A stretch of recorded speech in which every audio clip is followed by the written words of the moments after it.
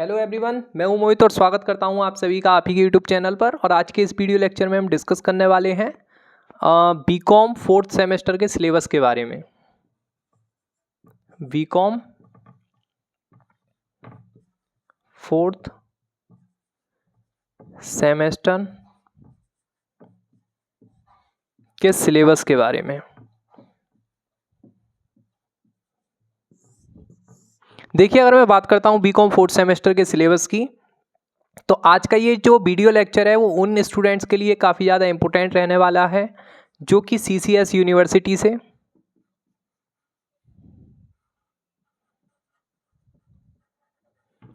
BCom कर रहे हैं।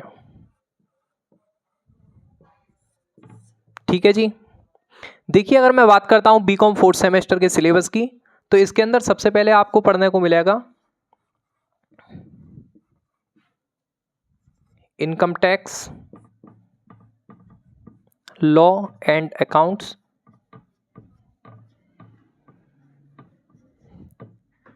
दूसरे नंबर पर हम यहां पढ़ेंगे फंडामेंटल्स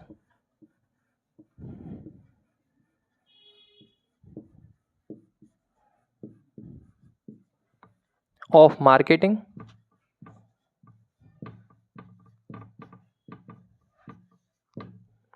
तीसरे नंबर पे हमें यहां पढ़ने को मिलेगा फंडामेंटल्स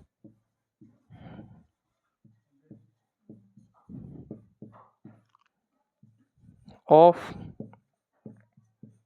एंटरप्रेन्योरशिप। इसके बाद चौथे नंबर पे अपन पढ़ेंगे माइनर। पांचवें नंबर पे हमारा रहेगा स्किल डेवलपमेंट।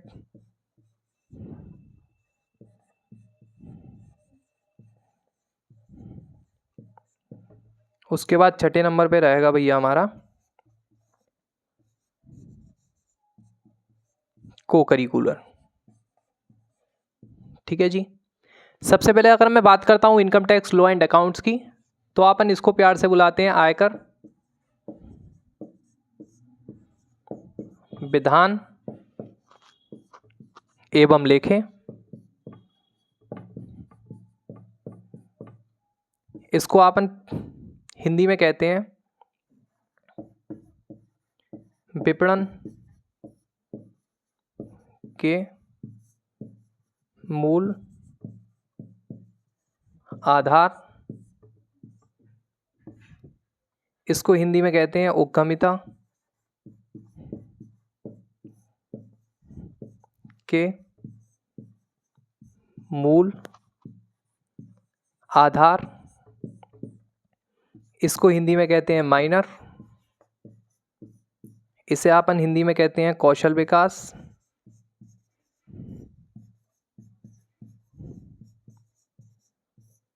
और इसे हिंदी में कहते हैं भैया सह पाठ्यक्रम।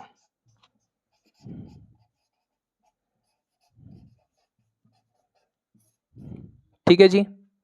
देखिए, सबसे पहले अगर मैं बात करता हूं income tax, law and accounts की, तो income tax, law and accounts की अगर मैं बात करता हूं तो इसके अंदर आपको भैया थ्योरी भी पढ़ने को मिलेगी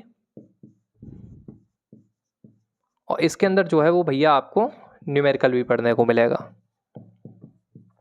लेकिन इसमें जो मुख्य रूप से वेटेज रहेगा वो आपका न्यूमेरिकल का रहेगा। जो भी इसमें थोड़ी बहुत थ्योरी आती है वो पूरी तरीके से न्यूमेरिकल बेस्ड रहती है, तो इस पे जो है वो आपको न्यूमेरिकल पे अच्छी तरीके से कमांड बना करके चलनी पड़ेगी। अगर मैं बात करता हूँ फंडामेंटल्स ऑफ मार्केटिंग यानी कि विपणन के मूल आधार की, तो इसके अंदर आपको केवल और केवल थ्योरी ही पढ़ने को मिलेगी। न्यूमेरिकल एक नंबर का भी पढ़ने को जो है वो नहीं मिलेगा। अगर मैं बात करता हूँ फंडामेंटल्स ऑफ एंटरप्रेन्योरशिप की, इसके अंदर भी केवल आपको थ्योरी पढ़ने को मिलेगी, न्यूमेरिकल एक नंबर का भी पढ़ने को नहीं मिलेगा। माइनर के अंदर कौन सा सब्जेक्ट रहेगा ये कॉलेज वाले आपको बता देंगे, क्योंकि चक्कर ये है कि अगर मैं बात करता हूँ माइनर सब्जेक्ट की, तो ये कॉलेज वालों के ऊपर डिपेंड करता है कि वो अपने कॉलेज में कौन सा सब्जेक्ट रखते हैं माइनर के अंदर। क्योंकि अक्सर ऐसे होता है कि काफ़ी सारे कॉलेजेस में थर्ड सेमेस्टर में माइनर सब्जेक्ट पढ़ाया जाता है, जबकि काफ़ी सारे कॉलेजेस में क्या होता है फोर्थ सेमेस्टर के अंदर माइनर पढ़ाया जाता है। यानी कि जो माइनर का सब्जेक्ट है या तो आपको सम सेमेस्टर में पढ़ने को मिलेगा या फिर विषम सेमेस्टर में पढ़ने को मिलेगा। ठीक है जी। अगर आपने थर्ड सेमेस्टर के अंदर माइनर विषय नहीं पढ़ा है तो उस कंडीशन में आपको फोर्थ सेमेस्टर में पढ़ना है। ठीक है। जैसे अगर मैं बात करता हूँ CCS यूनिवर्सिटी के college DPBS PG college Anupshahr की, तो यहाँ पर थर्ड सेमेस्टर में आपको जो है वो माइनर का विषय नहीं पढ़ाया गया था, तो आपको माइनर का विषय जो है वो फोर्थ सेमेस्टर में पढ़ना है। ठीक है। इसमें क्या है भैया, स्किल डेवलपमेंट की अगर मैं बात करता हूँ तो स्किल डेवलपमेंट के अंदर आपका कौन सा सब्जेक्ट रहेगा ये भी आपको कॉलेज वाले बताएंगे। अगर मैं को करिकुलर की बात करता हूँ तो को करिकुलर के अंदर आपको जो भी सब्जेक्ट पढ़ने को मिलेगा वो पूरी तरीके से MCQ बेस्ड रहता है। बाकी की इसमें सारे के सारे जितने भी सब्जेक्ट्स हैं वो जो है वो डिस्क्रिप्टिव फॉर्म में ही उनके पेपर बनते हैं। यानी कि कुल मिलाकर के आपके सामने भैया प्रश्न आएंगे जिनके आपको उत्तर लिखने पड़ेंगे। अब मैं सबसे पहले अगर मैं बात करता हूँ income tax law and accounts की, तो इसके अंदर आपका इंटरनल भी होगा एक्सटर्नल भी होगा। इंटरनल रहेगा भैया आपका 25 नंबर का और एक्सटर्नल नंबर रहेगा आपका 75 नंबर का। इंटरनल का मतलब ये है कि कॉलेज वाले जो अपने स्तर पर एग्ज़ाम कराते हैं उसको इंटरनल कहा जाता है, और जो यूनिवर्सिटी एग्ज़ाम कंडक्ट कराती है उसे एक्सटर्नल का नाम दिया जाता है। होता दोनों आपके कॉलेज में ही है। 25 में से मिनिमम लाने की कोई रिक्वायरमेंट नहीं है, लेकिन 75 में से मिनिमम आपको 25 नंबर लेकर के आने हैं और दोनों को मिलाकर के कम से कम 33 नंबर लेकर के आने हैं, तभी आप इस सब्जेक्ट में पास माने जाएंगे। ठीक है जी।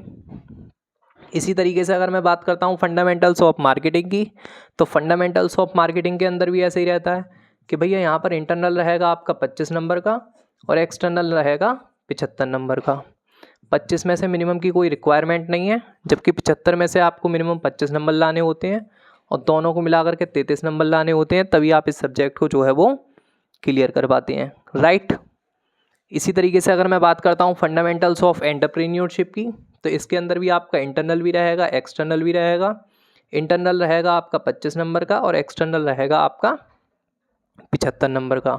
25 में से मिनिमम की कोई रिक्वायरमेंट नहीं है, जबकि 75 नंबर में से मिनिमम आपको 25 नंबर लेकर के आने हैं और दोनों को मिलाकर के मिनिमम 33 नंबर लेकर के आने हैं, तभी आप इस सब्जेक्ट में जो है वो पास माने जाते हैं। माइनर की अगर मैं बात करता हूँ तो माइनर के अंदर भी यही है कि 25 का इंटरनल और एक्सटर्नल आपका 75 का। 25 में से मिनिमम की कोई रिक्वायरमेंट नहीं है, लेकिन 75 में से आपको मिनिमम 25 नंबर लेकर के आने ही आने हैं। दोनों को मिलाकर के आपको 33 नंबर लाने हैं, तभी आप इस सब्जेक्ट में पास माने जाते हैं। भैया जब सभी में ऐसा है कि भैया इंटरनल 25 का एक्सटर्नल 75 का और पास होने के लिए मिनिमम नंबर भी सेम है, तो आप बार बार क्यों बता रहे हैं, वीडियो को इतना लंबा क्यों लेकर के जा रहे हैं। तो भैया मैं स्किल डेवलपमेंट का अगर आपको बताना चाहूँ तो स्किल डेवलपमेंट का केवल और केवल आपका इंटरनल ही होता है, एक्सटर्नल आपका जो है वो नहीं होता है। पूरा का पूरा इंटरनल आपका 100 नंबर का रहेगा, एक्सटर्नल जो है वो आपका एक भी नंबर का नहीं होगा। यानी कि यूनिवर्सिटी की जो डेट शीट आएगी उसमें जो है आपका ये स्किल डेवलपमेंट का सब्जेक्ट लिखा हुआ नहीं आता है। उसके पीछे का कारण ये है कि जो कॉलेज वाले हैं वही अपने यहाँ इस स्किल डेवलपमेंट के एग्ज़ाम को जो है वो कराते हैं। ठीक है जी। और इसमें भैया कुल मिलाकर के आपको मिनिमम 40 नंबर लेकर के आने होते हैं। अगर आपके मिनिमम 40 नंबर नहीं आते हैं तो उस सब्जेक्ट में जो है आप इस सब्जेक्ट को क्वालिफाई नहीं कर पाएंगे, तो इस सब्जेक्ट में भी पास होना बेहद ज़रूरी है। अगर मैं बात करता हूँ को करिकुलर की, तो को करिकुलर में भैया इंटरनल भी रहता है एक्सटर्नल भी रहता है। इंटरनल रहता है आपका 25 नंबर का और एक्सटर्नल रहता है आपका 75 नंबर का। ना तो 25 में से मिनिमम की कोई रिक्वायरमेंट है, ना ही 75 में से मिनिमम की कोई रिक्वायरमेंट है। यूनिवर्सिटी ये कहती है बेटा जी इंटरनल और एक्सटर्नल दोनों को मिलाकर के अगर आप 40 नंबर ले आए तो उस कंडीशन में पास हो जाएंगे, लेकिन अगर आपके 40 की जगह 39 नंबर भी रह गए तो उस कंडीशन में आपकी लग जाती है इसमें नॉट क्वालिफाइड, जो कि एक तरीके से बैक की तरह होती है। अगर आपका इस सब्जेक्ट के अंदर नॉट क्वालिफाई शो हुआ है तो उस कंडीशन में आपकी बीकॉम की डिग्री जो है वो अधूरी मानी जाएगी और आपकी मार्कशीट जो है वो कॉलेजों में नहीं आएंगी, फिर आपको यूनिवर्सिटी के चक्कर काटने होते हैं। इसीलिए आपको जो है वो को करिकुलर के विषय पर भी ध्यान बना करके चलना है। क्योंकि काफ़ी सारे स्टूडेंट्स ऐसे भी हैं कि जिन्होंने भाई साहब ये सारे के सारे सब्जेक्ट पास कर लिए, लेकिन उनकी को करिकुलर की परीक्षाएं जो है इसमें जो है वो अपने आप को क्वालिफाई नहीं कर पाए, तो उनकी अभी भी बीकॉम की डिग्री जो है वो पूरी तरीके से अधूरी है।